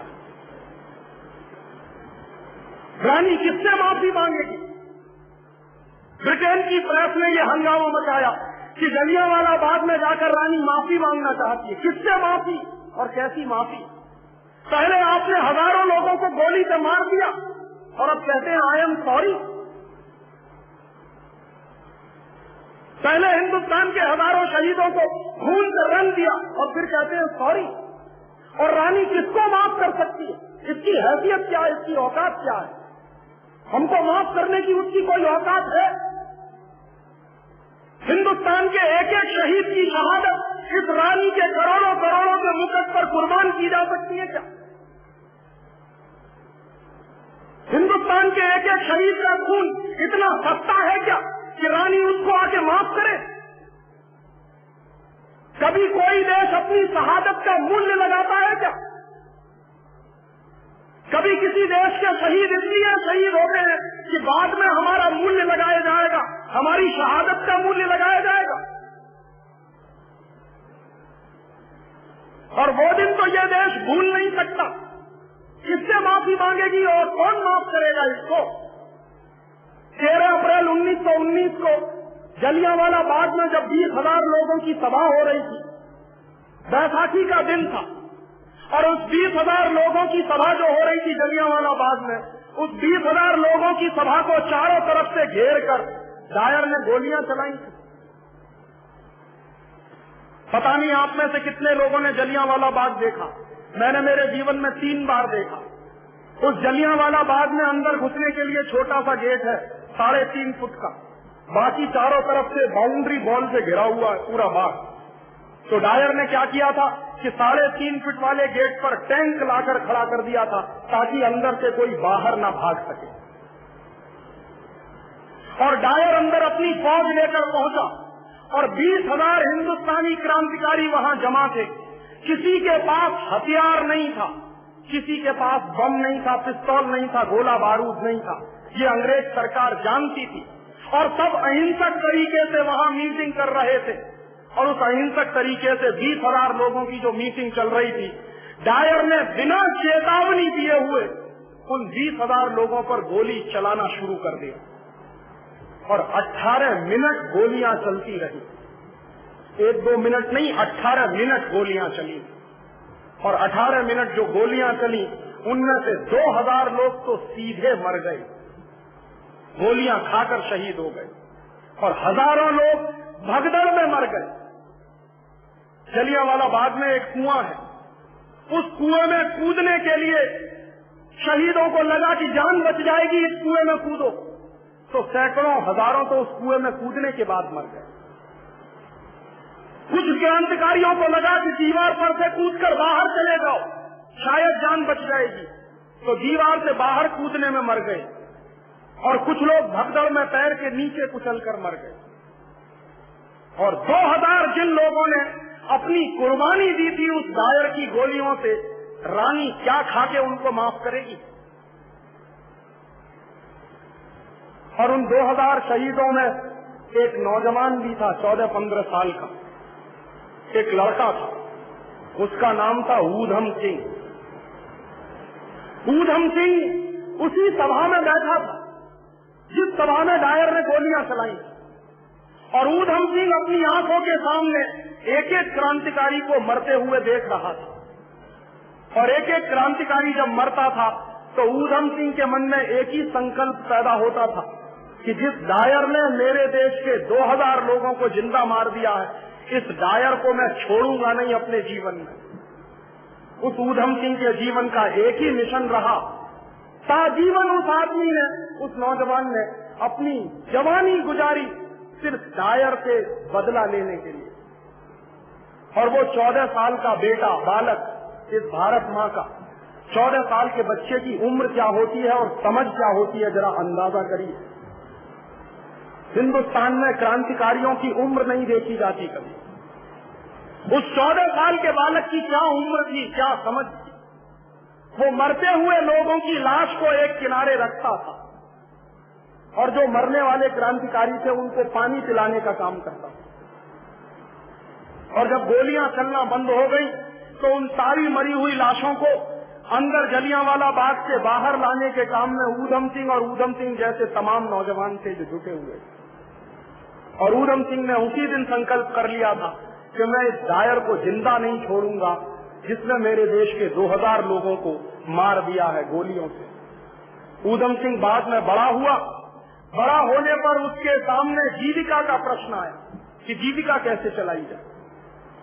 तो नौजवान के मन में जीविका चलाने के प्रति एक ही उद्देश्य था कि मुझे जिंदा रहना है डायर के मरने तक, और कोई उद्देश्य नहीं है जीवन का। और वो लड़का बढ़ईगिरी के काम में लगा, कारपेंटर हो गया, लोहारी का काम किया, बढ़ईगिरी का काम किया। उसके बाद जीवन में कुछ पैसा बनाया उसने और पैसा बनाकर लंदन गया। क्यों गया? क्योंकि डायर ने जब यहाँ हत्याकांड कर दिया था तो डायर का तबादला कर दिया गया था और उसको लंदन भेज दिया था अंग्रेजों की सरकार। तो डायर की तलाश में ऊधम सिंह लंदन तक पहुंचा और लंदन पहुंचने के बाद फिर पैसे खत्म हो गए तो उसने लंदन के एक होटल में बैरे की नौकरी की और महीनों महीनों बैरे की नौकरी करने के बाद कुछ पैसा बनाया तो उससे एक रिवॉल्वर खरीदी उस नौजवान ने। और वो रिवॉल्वर लेकर सारा दिन उसके जीवन का एक ही उद्देश्य रहता था कि डायर को ढूंढना है लंदन में कहाँ रहता।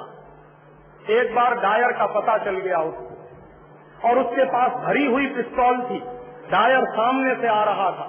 ऊधम सिंह चाहता तो पिस्तौल मार के उसको वहीं ढेर कर सकता था, लेकिन उसके मन में विचार आया कि नहीं, इसको ऐसे नहीं मारूंगा जिस तरह इसने हिंदुस्तान के एक भरी हुई सभा में 2,000 लोगों को मारा है, वैसे ही किसी भरी हुई सभा में इस ऊधम सिंह ने संकल्प किया है डायर को मारने का, तो मारा नहीं उसने डायर को, और उसने कहा ये तो कमजोरी होगी और मैं कमजोर देश का आदमी नहीं, ये कमजोरी नहीं करूंगा। उसके बाद अंग्रेजों की सरकार ने डायर के सम्मान में एक बहुत बड़ा फंक्शन किया लंदन में, और डायर के सम्मान में अंग्रेजों की सरकार ने वो फंक्शन क्यों किया? डायर के सम्मान में अंग्रेजों की सरकार ने इसलिए फंक्शन किया कि डायर ने हिंदुस्तान के 2000 क्रांतिकारियों को मारा, तो अंग्रेजी सरकार ने उसको नाइटहुड की उपाधि दी कि इसने हिंदुस्तान के 2000 क्रांतिकारियों को मार दिया है, इसलिए इसको इनाम मिलना चाहिए, तो इनाम दिया गया था डायर को। और जिस समारोह में, जिस जलसे में डायर को ये इनाम दिया जा रहा था, उसकी स्तुति गान किया जा रहा था, उसकी प्रशंसाएं की जा रही थी, उसी भरी मीटिंग में ऊधम सिंह बैठा हुआ था। और जब ऊधम सिंह के बर्दाश्त के बाहर हो गई सब बात, तो चुपचाप उठा, मंच तक आया, बड़े आराम से पिस्तौल निकाली और गोली चलाई। डायर वहीं ढेर हो गया। और जब डायर ढेर हो गया तो अंग्रेजी पुलिस का एक सुपरिंटेंडेंट दरवाजे पर खड़ा था, उसके हाथ कांप गए कि एक हिंदुस्तानी नौजवान में इतनी हिम्मत कि भरी हुई सभा में से उठकर बड़े आराम से आया और मंच पर गोली चलाकर आराम से चला गया। ऊधम सिंह ने उस सुपरिंटेंडेंट को कहा कि मुझे गिरफ्तार करो, तो सुपरिंटेंडेंट भौचक्का होकर उसके मुंह की तरफ देखने लगा। उसकी हिम्मत नहीं हुई ऊधम सिंह को पकड़ने।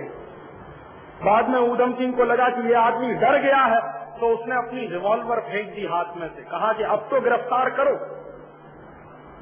तो डरते डरते उसने ऊधम सिंह के हाथ में हथकड़ी लगाई, पुलिस सुपरिंटेंडेंट, और ऊधम सिंह ने कहा कि चलो मुझे न्यायालय में ले चलो, कोर्ट में ले चलो।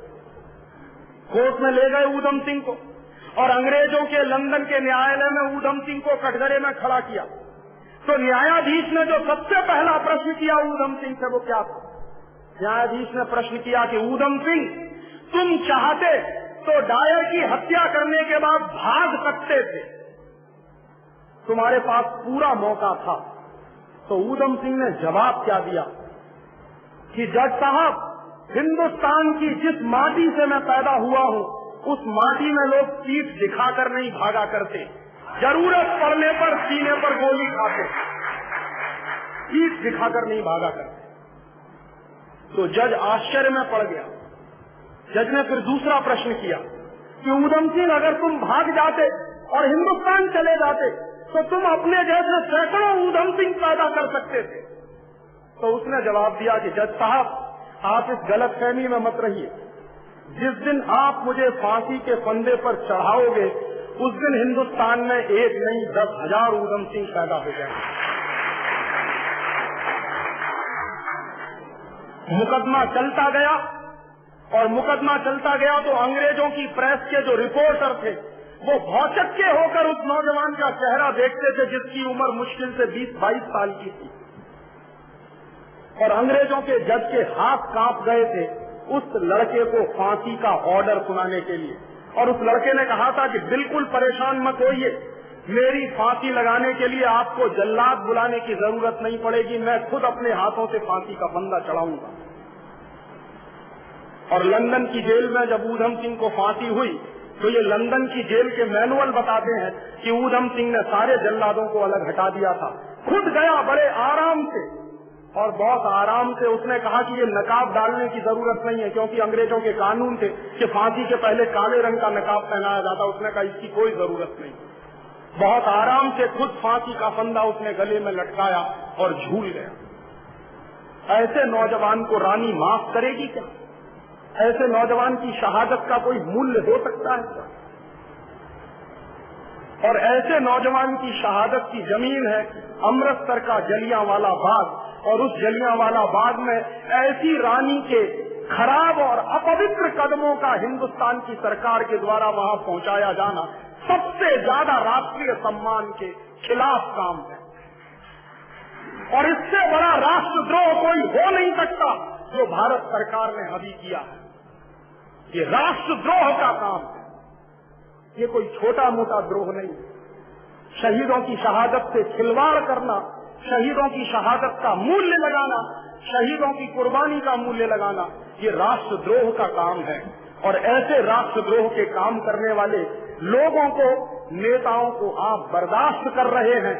और मैं आपसे इसी निवेदन के साथ अपना व्याख्यान खत्म कर रहा हूं कि ये इतने बड़े प्रश्न हैं जो आपके बीच में मैंने उठाए हैं, इनका जवाब तलाशिए। मिलकर अगर हम जवाब नहीं ढूंढेंगे तो आने वाली पीढ़ी हमको माफ नहीं करेगी, और आने वाली पीढ़ी जब हमसे सवाल पूछेगी तो शायद हमारे पास कोई जवाब नहीं होगा। आज मेरा दिल बहुत भरा हुआ है, ज्यादा बोलने की स्थिति में नहीं, इसलिए आपसे माफी चाहता हूं और विदा चाहता हूं।